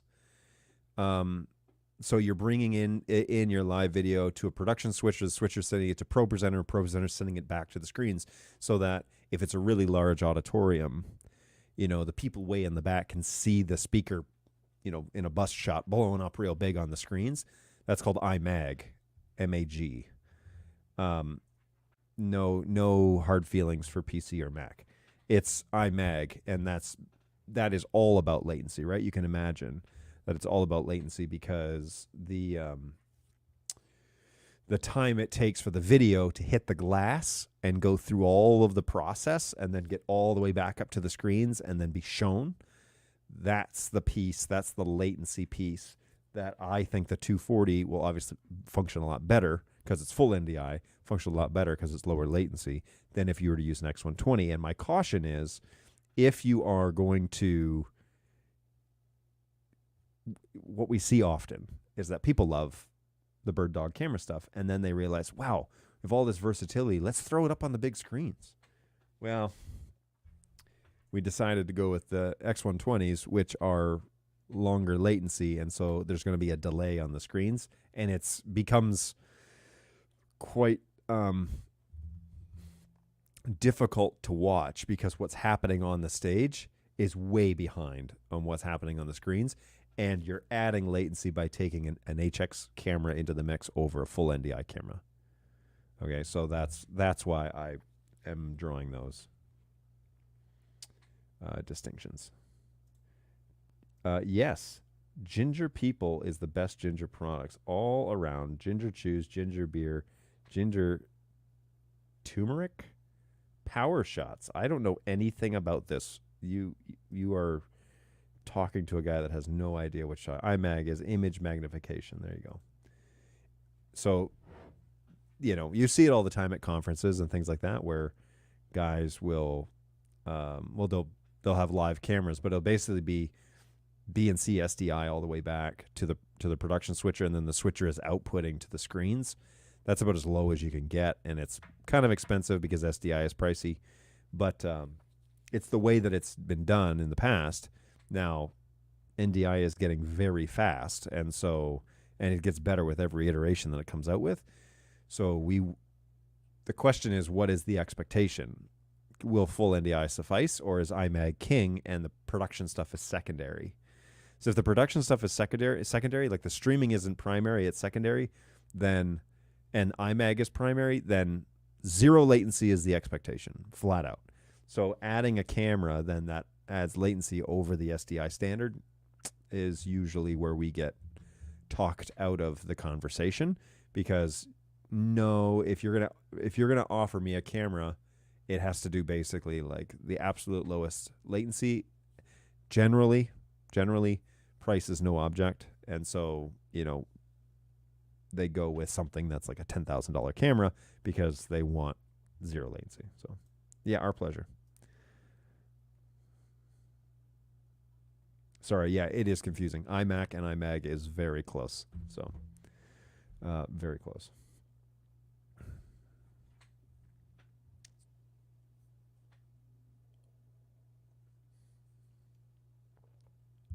The closest I ever saw to true zero latency is tube cameras and SRT projectors, all gen locked. I believe it.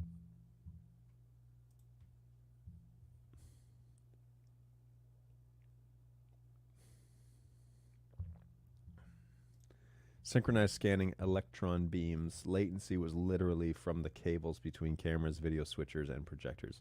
Yeah, and look, it really depends on what it is that you're doing, right? Because if latency is king or no latency is king, Yeah, okay. Well, that's a different standard than if you're streaming. I'm streaming. So whether this is slightly delayed doesn't really make a ton of difference to me because your comments are still going to come in relatively quick. I'm still going to be able to respond to them relatively quick. There is a delay from when you comment to when I see it to when I put it up, but it's not excruciating. It's, it's fairly close. So, yeah, really close IMAG though is a beautiful thing. I mean, that's a different standard. It's a different video standard because it's not about being versatile like NDI is versatile. It's about we pay the price to have the zero latency so that it's what we see on the stage is exactly what's happening on the screen to the naked eye. Obviously, there's going to be some latency, but it's not going to be noticeable. Nanoseconds at most. I regularly do IMAG with Blackmagic switches and SDI cameras. Yeah. And sometimes for my P200s. I'm aiming for an X120 to live stream weddings. I want a feed on displays in the venue and stream to guests who can't attend, hoping the X120 is not too slow for in-house. It'll be slower compared to full NDI. It may not be painfully slow. I don't know. I haven't seen one, and I haven't even tested one, so I can't even tell you what my experience is. The plan is obviously still have the lowest amount of latency possible, have a very fast camera. But when the image hits the glass and it goes through the ribbon down to the board, and the board processes it through its own processor, which is different than our P series, and then it gets sent to the NDI chip, and the NDI chip encodes it and sends it out. There are lots of things that are happening there. And again, we're talking, we're splitting hairs in a lot of senses, but we definitely it is a part of the conversation. As like, just look at an HX feed over a full NDI feed from a camera and compare the latency that way. Then you can just line up an HX camera and a full camera next to each other.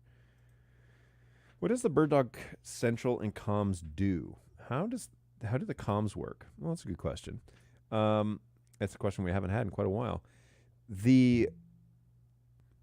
Okay, so Central is a way, in short, is a way to route sources to destinations, so encoders to decoders. At the end of the day, that's what it's supposed to do. It also has several other functions, which I cover in a tutorial video that's on the BirdDog John site, birddogjohn.tv, my YouTube site, basically just going over Central 3.0. And it explains what the router is. I believe I have it up there. Man, I've done so many videos recently. They're all running together. Anyways, yeah, the BirdDog John site should have a Central 3.0 discussion, and it allows you to like make an API controlled router, and it allows you to show media files. So if you want to run like commercials or whatever over NDI, if you want to generate NDI streams, there's a bunch of things like bells and whistles. But essentially what it does is it allows you to centralize your control of sending encoded signals to your decoders. Now, it's not a video switcher. That's not what it is. It's not a video switcher. It is a centralized control panel to get your sources to their destinations. So I can say, I want my P200 image, my NDI source from my P200 to go to my Flex out that's on my TV in the lobby. Okay, and then it makes the connection, it starts the stream, and it shows up on the TV. It is not a place for me to go and like change sources live. It's not a video switcher. It is all it's doing is marrying sources to destinations. Comms is obviously a NDI version of an intercom system where you can use the NDI pathways to also send an additional NDI stream and have an intercom system, essentially. Anyways, we haven't really done a tutorial on comms because it hasn't had an update recently in a very long time. But the intercom system is run over NDI, and it is BirdDog exclusive. So it's for BirdDog devices that are on the network. You can connect them via comms, and you can talk to the devices between each other. Now, Comms Lite has very basic functionality. Comms Pro is the more robust version where you can have a couple of groups and you can have multiple devices. That's the one that's paid for, or there's a thing on the site, or if you're a nonprofit, you can qualify for the Together program and get it for free. But comms is basically an NDI intercom system. mostly. I expect that the SDI out on the X120 will be pretty low latency. Obviously, we won't know until we have it in people's hands. Agreed. I also believe that to be true. But again, I know the brains are different, so I don't know what the performance expectations are supposed to be for the X120. And until I get one, I can't tell you. I genuinely don't know. Does BirdDog do any cloud switching? Yes. So Cloud Connect is essentially that option where you can send a bunch of sources up to cloud and then produce things from up there. The guy to ask that would be Jake Feynman, BirdDog Jake. And there's, where basically you could send a single source out of cloud, but you could take a bunch of sources into cloud and then sort them that way. So there is a possibility of doing that in the cloud, and it helps with like remote sessions and that sort of thing. So good stuff there. Greetings from India. What's going on, GoWeb? How are you? And Mr. Dan, hello from just about anywhere. Tell you what, you could scan the little QR code on the top of the screen and put in your country and your city, and we would find out where it is that you're hailing from. Although it doesn't put your name on it, it just tells us what city. So, Sydney, Perth, Ulverston, Quebec. Oh, hey, what's going on, Quebec? Madison, Wisconsin. I used to have family that lived in Madison. Boston, Auburn Hills, New Hampshire, New Orleans, Los Angeles, and Edmonton. What's happening, everybody? Welcome to my little heat map. Pretty exciting stuff. Ah, there we go. Birmingham, England, not Michigan.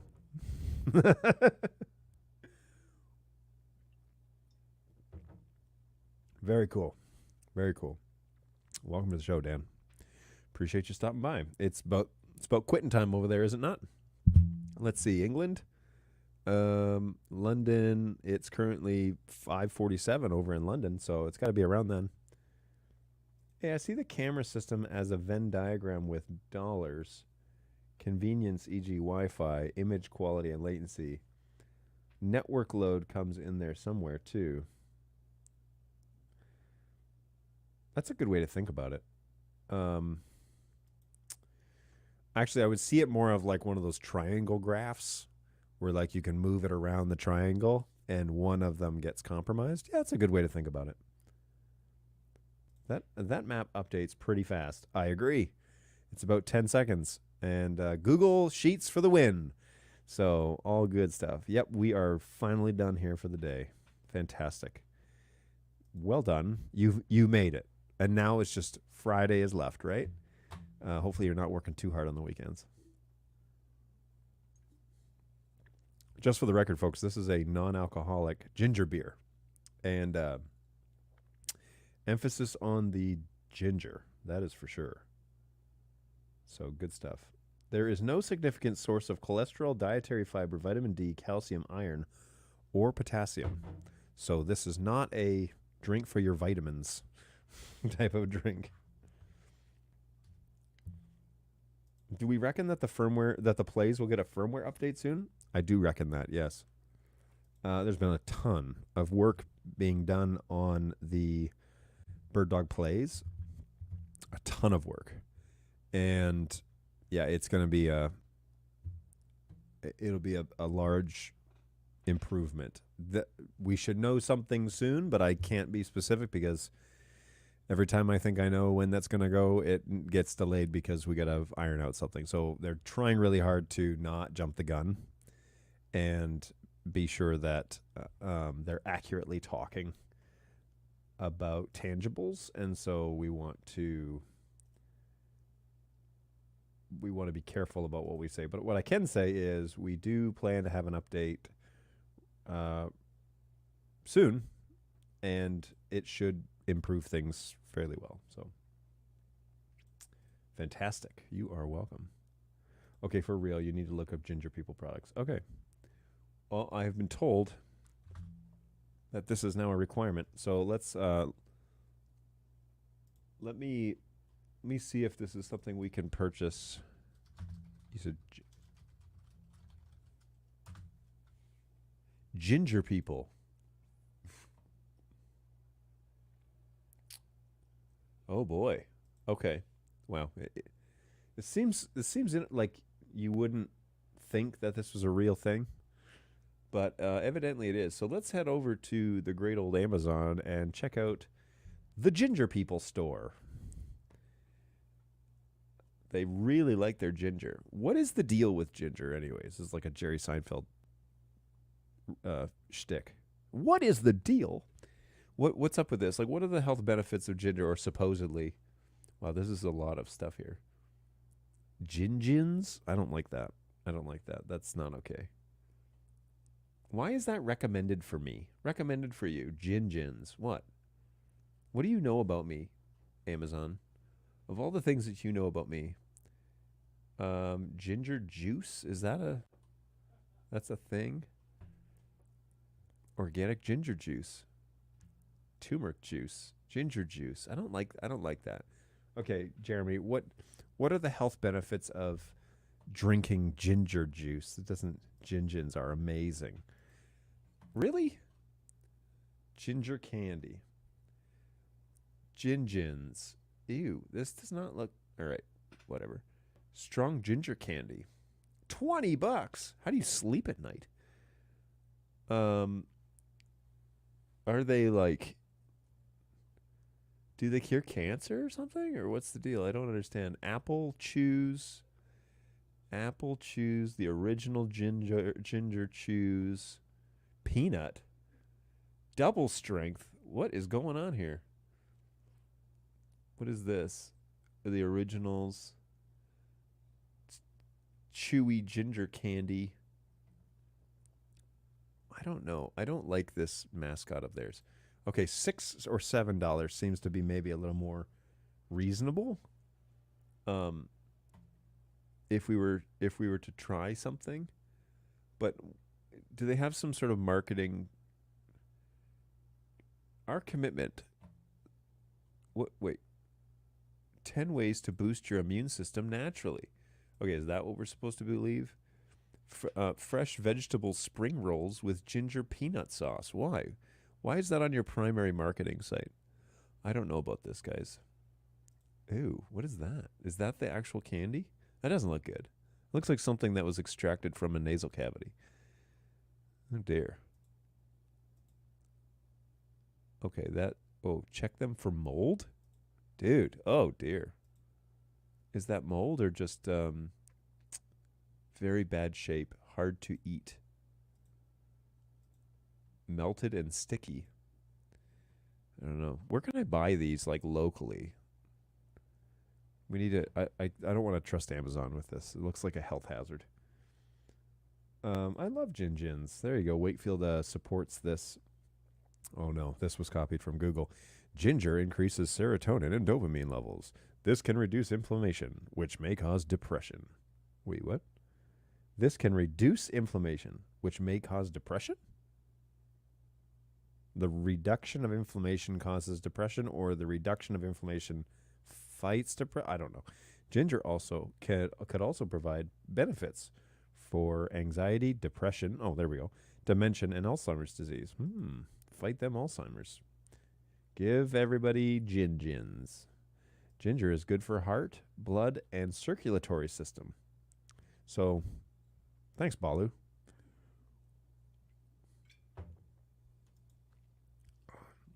Also eases stomach pains.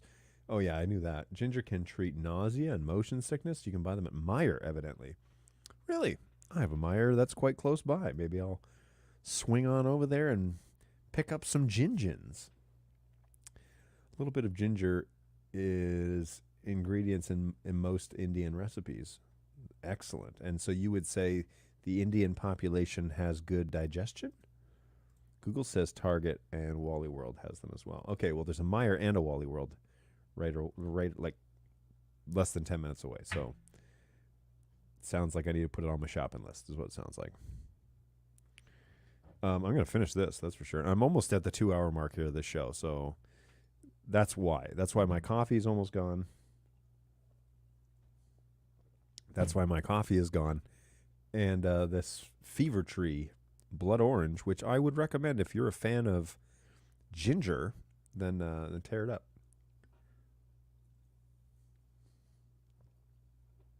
Man, it keeps wanting to go up my nose.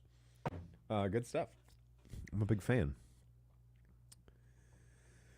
All right, folks. Well, we have definitely veered from the path of NDI, and I do want to encourage you to jump over to birddogjohn.tv and subscribe to that show. Really appreciate all you guys who have done that recently. We've passed the 300 subscriber threshold, which is no Tom Sinclair 7,000 subscriptions, but Tom does a lot more broad conversations than I do, and he's been in the game for over 10 years.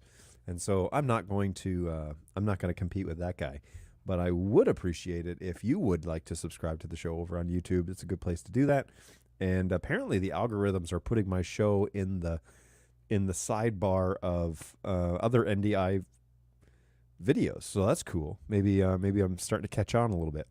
So feel free to join us over there on YouTube. That's a good place to do that. And the more subscriptions, the better, because then I can prove to my bosses that, hey, it's working. So feel free to join me over there. Hey, I'm having issues with my keyboard controller on a P4K. I'm wondering if the new firmware update will address this problem. Lag issue, specifically the slight zooming when lightly pressed. Specifically the slight zooming. Couple of questions here. Latency with control could be multiple things. It could be that you don't have the latest firmware on there, and if that's true, then go ahead and do that, depending on what version you have. If you need the keyboard firmware, you need to contact help at birddog.tv. These are my superstars at the help desk. There's 3 of them, and they basically hang out all the time and answer questions. Help at birddog.tv and say, hey, could I have the keyboard firmware update file because I'm having some lag issues. But the other thing that it could be is network related, because you're sending metadata over the network to send the control. This is not the same type of control that other cameras in the past have been. So like electronic motor controls, it used to be that when you turn a joystick that was connected via when you move a joystick, it would send a signal, an actual electronic current to the camera, and it would move it. This is TCP commands, okay? Or actually UDP commands. And we see that there are communication errors, in particular with static networks. And so this is why for 3-4 years now, I've been preaching about, there's a better way to do that. If you are running a static network, then at the very least, you need to update the latest firmware on everything and then run a discovery server, because the discovery server basically takes the place of an MDNS, and it allows you to communicate constantly with the cameras. So that is what's going on there. Sometimes it's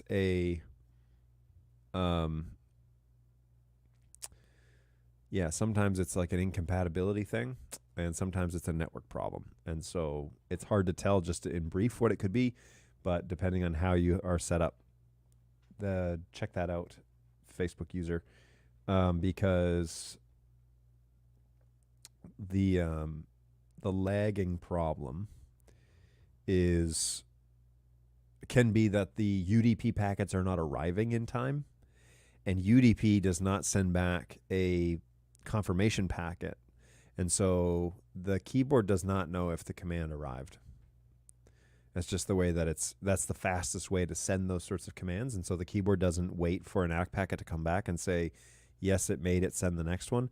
It just sends the commands. And if they're not making it in time, then you've probably got a problem with the pathways getting from keyboard to camera. Now, if it's DHCP, then you're likely looking at a firmware update for sure, that being the issue. I can't believe you're doing coffee and ginger. I'm not sure they pair well. They don't, but they're both done. So that is, and I've done weirder things on here, so that's for sure. Bird Dog John's Traveling Mystery Ginger Tonic and MDI Medicine Show. Uh-oh. Oh, boy. My P200 just froze. That's weird. What's the deal with that? The source is frozen there, frozen in vMix. Oh, that's cool. Well, let's find out what's going on. Hey, everybody. That's the P4K, Old Faithful. But, yep, still frozen. So we're going to have to do a little factory restart on that one. Let's go and pull up the 200. And, well, I can show you how I'm doing this too. Bird Dog Studio P200.local. And we'll just pull up that web. Oh. Is this still? Yeah, this is still showing. P200 seems to have disappeared. Maybe it died right at 1 o'clock. Maybe I have a schedule. Yeah, I might have a schedule. That's interesting. So this, let's take a look at this real quick while I have you. This is one of my longer shows that I've done. So share screen. I'm going to share this. We're going to talk about the network. I'm going to put this up there. I don't know why. Add to stream. Okay, here we go. So we're going to jump into this switch, which I believe is the issue, and look and see if, yep, port 2 is off for some reason. It should not be off. So that is because I've got some sort of PoE schedule, which is listed for the P4K. Supposed to shut off at 3. So I'm going to delete this and delete this. And then we're going to go to PoE interface, click on port 2. We're going to turn that on. We're going to hit apply, and we're going to save this. So now, although I'm not 100% sure what happened there because the P200 light has been on the whole time. So, yeah, that's odd that now the NDI stream has gone.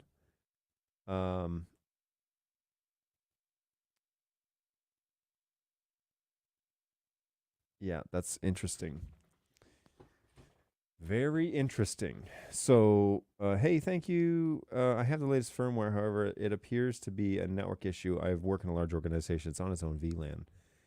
Yeah, that could always be a problem. So if you're running static, then run a discovery server. That would help out greatly. Point everything at the discovery server, and you need to be on the latest firmware anyways for that to happen because keyboard got the latest. Excuse me. Well, that ginger beer got the latest DS. And 224 maybe. Okay, this 200 never came back. That's not cool. Oh, there it is. Okay, so it's booting up now? Is that what I'm supposed to believe?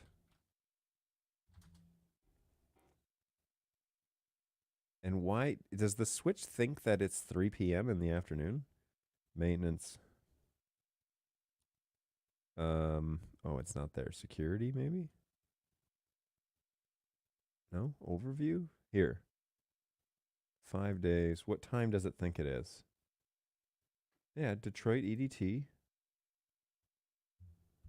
Time and date. Yep. That is incorrect. What? Why does it think it's 5 p.m.? That's why it went off. It turned off at 5. This is wrong. Does this one still exist? Time.google.com. And then it's like time 2 or something. If I hit apply, does it correct it? Yeah, look. There, now it's correct. That's annoying. Boy, that's not cool. Now the camera feed has still not come back. So we're going to log in and hit restart on this and see if I'm also running a beta on this camera. So it could be that. All right, let's reboot this camera then. This is bizarre. To have a camera kind of crap out mid-show. But the good news is that I still have 2 other cameras that work just fine. So, hey, everybody. We'll have the gins in the background while we sort this out. Let me jump back to the chat and see what people are going on here. Hey, I got to jump. Always fun getting sidetracked. Hey, Jeremy, it's a pleasure. Thanks for hanging out with us, man. My old A2 P200 still goes all wacky from time to time. The NDI feed gets scratchy, then drops to the Bird Dog logo in a bit, and then finally comes back. I've given up on it. I'm just being a near end of life. What should the address be of the Discovery server? Could you provide me with an example? Yeah, so oh, that's funny. Hey, everybody. So yes, so the P200 is back for some reason. The Discovery server is the IP address of the computer that you've installed it on. So Discovery server needs to run at all times, and then you need to set the IP address of the computer, and that's then the IP address of Discovery server. All right, so whatever the computer's IP address is, that's the IP address of Discovery server. It's working on British time. Hey, I'm also checking out for the day. All right, Dan, it's been a pleasure. Thanks for stopping by. It's a pleasure to meet you. Please come back. Have a great evening, and maybe we'll see you next time. Hey, odd question. What's going on, Steven? I have 3 P200s. 2 are hanging upside down, and one of them remembers the flip setting. The other does not.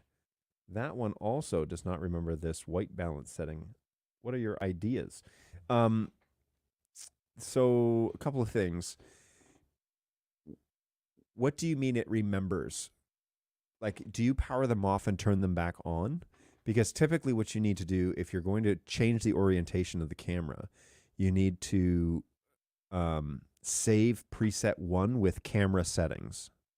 Because the cameras boot up and then they recall preset 1. And so you need to save preset 1 with the correct settings and then power cycle them and see what happens.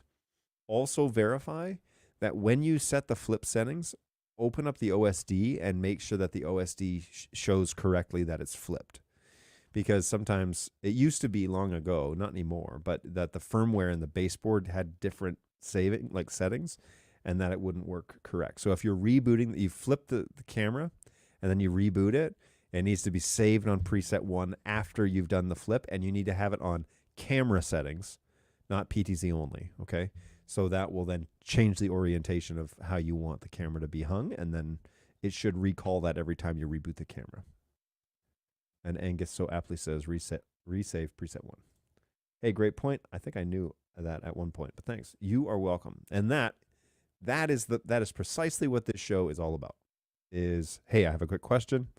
Boom, there you go. And there are people, if I can't answer it, there are people in the chat that will. So good stuff. Okay, folks. Well, it is now after 1 o'clock here in Eastern Time Zone, U.S., Michigan. And it has been a pleasure. We've talked about a lot of things, and I've got recordings to do. I have a lot of recordings that I need to get through in the next couple of days, and so that is what I'm going to be up to momentarily, maybe after I grab some lunch. So hopefully you're doing well. Hopefully you have found benefit of this show. Please, please, please remember to reach out to my guys at help@birddog.tv, but also to subscribe to birddogjohn.tv, because that is where this show happens twice a week, and I don't have any plans to not be around for a while. So Tuesday, Thursdays from 11 to at least 12 o'clock, or in this instance, 1. We like to hang out and chat and have a good time. So help@birddog.tv is where you can reach my support team and 3 agents that I have helped train and hire and all that sort of good stuff. But then birddogjohn.tv is where this support show happens all the time. And yeah, it's pretty fun. It's pretty fun to hang out and be together. So make a plan to be with us. Thank you so much. You are very welcome. Thank you for coming by. Always a pleasure. And subscribe to that show. You'll be in tune, in touch. You can hit the bell notification if you want to get notified on your devices that we're going live. And you won't have to rely on social media to happily tell you that we're online. So go ahead and do whatever it is that you like to do there. But thank you so much for subscribing. And we will definitely check in on you guys in another, on Tuesday. The plan is Tuesday at 11 o'clock. We will hang out again, have a little chat, and see what it is that's going on in the world. So until then, take care of yourselves, folks. It's a busy world. Hopefully you have a weekend planned. I'm doing a little traveling this weekend. I'll be back Sunday night. and back in the office on Monday. But I will be down in Tennessee again this weekend. So hopefully you're planning on having maybe a relaxing weekend. I don't know, but hopefully you'll have a good weekend, and we'll see you again next week, Tuesday, Thursday at 11 o'clock right here, birddogjohn.tv, and we'll do it again. Take care, everybody. Take care of yourselves. Take care of each other, and we'll see you in the next one. Bye, guys.